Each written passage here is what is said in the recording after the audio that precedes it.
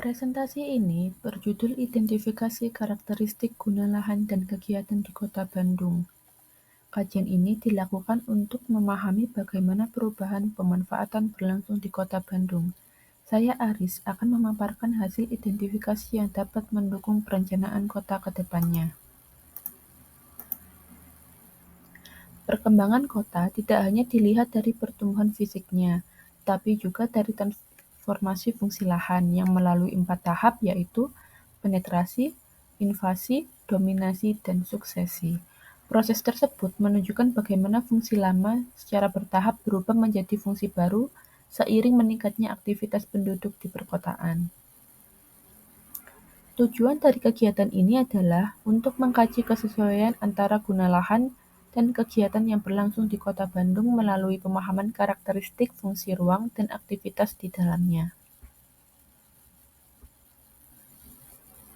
Sasaran utamanya yaitu teridentifikasinya karakteristik guna lahan, variasi kegiatan, serta perkembangan aktivitas pada setiap zona lahan perkotaan.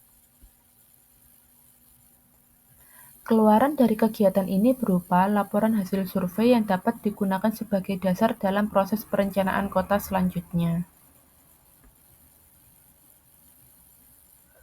Survei ini dilakukan di dalam 6 wilayah pengembangan, yakni WP Bojonegoro, WP Cibenying, WP Gedebage, WP Kares, WP Kordon, dan WP Tegalega.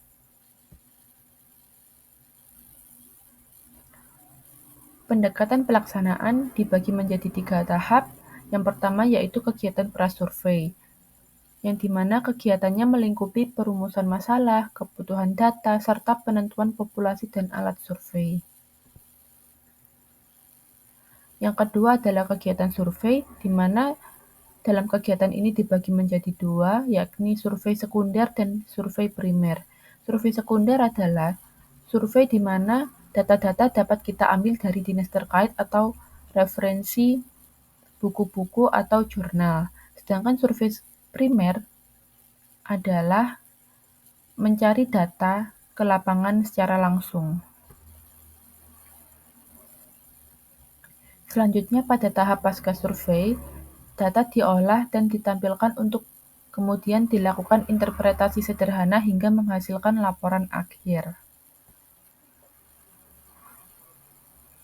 Pengorganisasian kegiatan dilakukan melalui 7 langkah, yakni dimulai dari membentuk organisasi tim, menyusun proposal kegiatan, serta membahas detail pelaksanaannya. Selanjutnya, ditentukan pola kebutuhan dan jenis data, dilanjutkan dengan proses pencarian data. Setelah itu, dilakukan perkiraan pembiayaan secara rinci dan ditutup dengan pengurusan perizinan untuk memastikan seluruh kegiatan berjalan secara lancar dan sesuai ketentuan.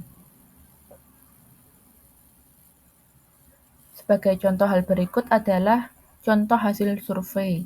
Dalam konteks Kota Bandung, transformasi ruang terjadi mengikuti 4 tahap.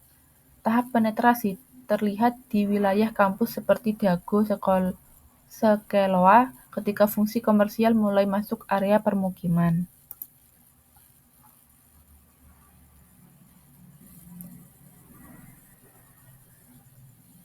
Tahap invasi terjadi di Cicadas yang kini dipenuhi aktivitas perdagangan dan jasa.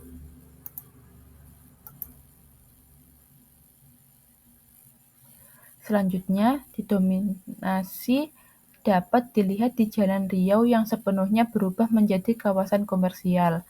Dan yang terakhir adalah suksesi terjadi di Gedebage ketika fungsi lama digantikan pusat bisnis dan permukiman baru secara permanen.